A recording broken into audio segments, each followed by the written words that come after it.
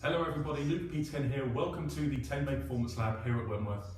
Now, during fittings, we're always asked, how can we hit the driver further? We always want to get more distance. Today we're going to talk about the 3 things you need to consider if you're being fitted for a driver. We're going to talk through those right now. Let's go into the 10-Bay Performance Lab and see how we get on. So here we are with the mat system here in the 10-Bay Performance Lab. I'm going to hit 3 drives, what I would consider fairly normal drives. With this driver here, we can see that we've got the motion analysis sensors on here. It's going to measure everything I'm doing in my golf swing. Then we're going to look at the results and I'll talk you through what you need to consider in order to hit your drives further. Let's hit a few and see how we get on.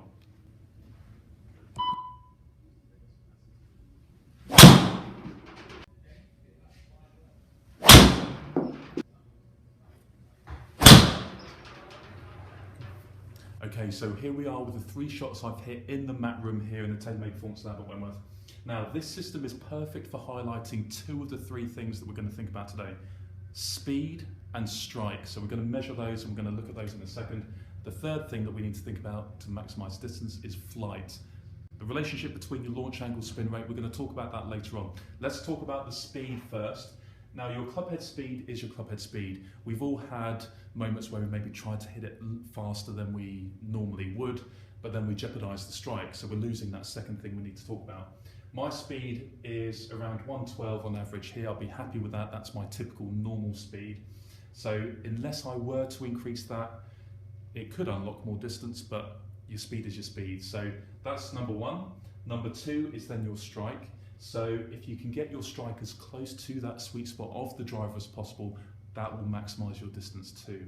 The sweet spot for drivers does vary from manufacturer to manufacturer. With TaylorMade, the movable weight technology means that we can actually move that sweet spot to suit your strike patterns. That will ultimately maximize your ball speed to keep your distance up too. So speed, strike, flight is the third thing. Let's have a look at a TrackMan shot that I've hit just a moment ago as well, that really highlights how we need to launch it high, spin it low to maximize distance. So here we are with the shot I've hit on TrackMan. First thing, like we've already talked about, my clubhead speed there, 116, a little bit faster than my normal drive, but that's always going to help keep my distance up, which is great. My strike was pretty good on this. That's the second thing we talked about, because my ball speed is quite high for the clubhead speed I've put into it, so that's good as well. And then third thing, the flight. So TaylorMade found that the launch and spin is very important in dictating how much distance we can achieve. 17.5 degrees launch I've hit here, coupled with a 1700 spin rate. You may have heard the 17-17 relationship. The higher the launch coupled with the lower spin is a really efficient way to maximize distance.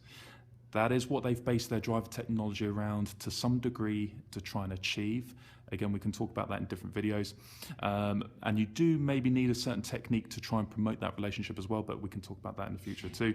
The main thing here is that I've never carried a golf ball 308 yards. So the fact that I've produced this ball flight, this relationship, 17.5 degrees launch with a low spin, has enabled me to carry the golf ball longer than I've ever been able to carry it before, and given me the rollout distance as well. So that's the third thing, the flight, the high launch and the low spin.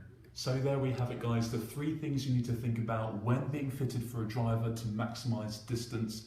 First thing, club head speed. Second thing, strike. Third thing, flight. High launch, low spin. Let me know how you've got on with those 3 things we've talked about today. If you've had any success with that from fittings to maximize your distance. Tune in for next week. We're going to be talking about what to do after you've hopefully hit that long booming drive. See you next week.